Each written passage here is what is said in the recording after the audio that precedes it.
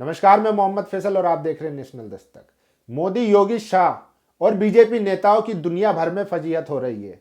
जी हाँ, सही सुना आपने, ये मैं नहीं कह रहा हूं, बल्कि कांग्रेस के बड़े नेता, सांसद और दुनिया भर में मशहूर शशि थरूर का कहना है।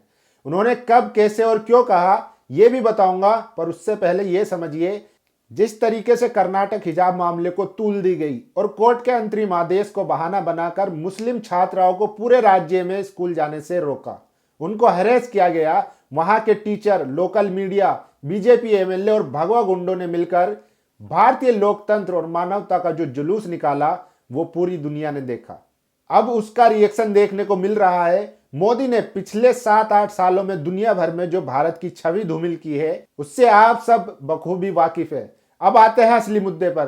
दरअसल हिजाब मामले पर कुवैत के सांसदों ने अपनी सरकार को एक पत्र लिखा, जिसको वहां के एमपी अल हमामी मजहब श्रीका ने ट्वीट करते हुए लिखा है कि शक्तिशाली कुवैती सांसदों के एक ग्रुप ने सरकार से मांग की है कि वे कुवैत में भाजपा के किसी भी सदस्य की एंट्री पर तत्काल बैन लगाए। उन्होंने कहा कि हम मुस्लिम लड़कियों को सार्वजनिक रूप से प्रताड़ित होते हुए नहीं देख सकते। उम्मा के एकजुट होने का समय। साथ ही उन्होंने ट्वीट में साफ साफ लिखा है कि बीजेपी के किसी भी सदस्य को एंट्री नहीं दी जाएगी।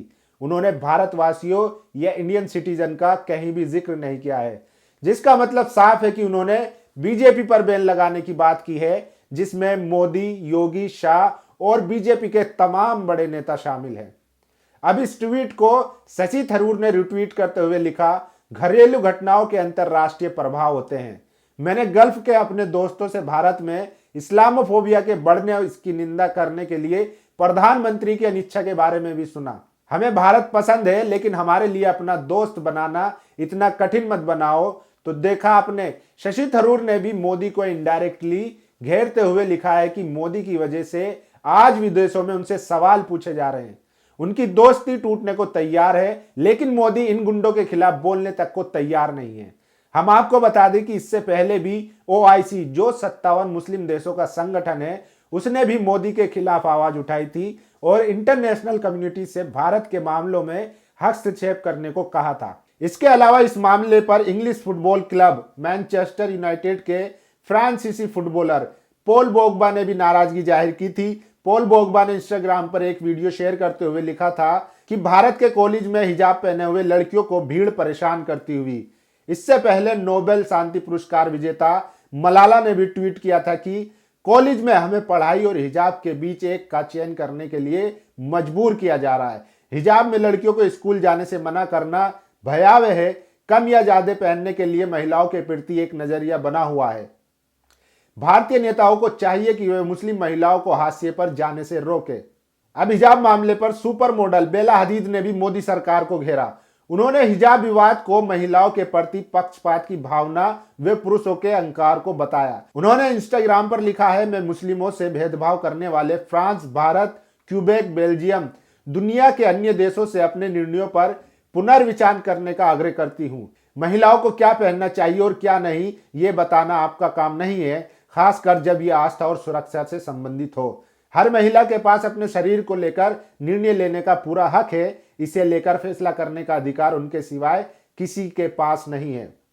इसके अलावा न्यूजीलैंड के heavyweight boxer Sonny Bill William ने भी हिजाब मामले पर मुस्लिम छात्राओं का समर्थन किया और उन्होंने ट्वीट पर वीडियो शेयर करते हुए कहा कि भारत की मुस्लिम बहनें मेरा सपोर्ट को कबूल करें। तो इस तरह से आज भारत की छवि दुनिया भर में खराब की जा रही है।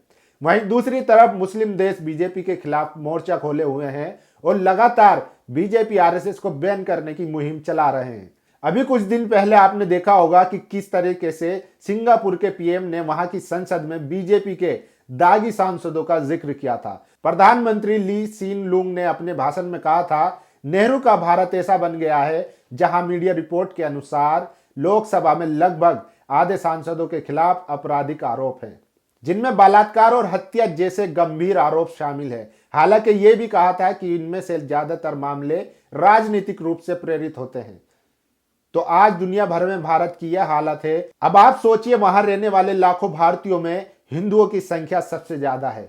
मुसलमानों के खिलाफ नफरत फैलाने वालों को शायद इस बात का अंदाजा नहीं है कि अगर गल्फ देशों में ऐसी प्रतिक्रिया शुरू होने लगी तो वहां काम धंधा कर रहे भारतीयों को कितनी मुसीबत झेलनी पड़ेगी।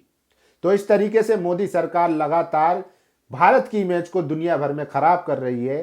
तो ये बड़ी खबर थी, हमने आपको दिखाई कि किस तरीके से अब कुवैत में भी बीजेपी के सांसदों पर प्रतिबंध लगा दिया गया है। उसमें बीजेपी का जिक्र है, भारतवासियों का जिक्र नहीं है। ये बात सबसे अहम है, नहीं तो नफरती चिंटू कहेंगे कि ये लोग भारत के दुश्मन जो भारत की बेइज्जती कर रहे हैं उनके समर्थन में वीडियो बना रहे हैं। लेकिन इस वीडियो में, इस खबर में साफ साफ है कि किस तरीके से कुवैती सांसदों ने या कुवैत की सरकार ने बीजेपी के खिलाफ बैन लगाने की बात कही है, ना कि भारतवासियों के खिलाफ। तो इस पर आपकी क्या राय है, आप अपनी राय जरूर दीजिए। शुक्रिया।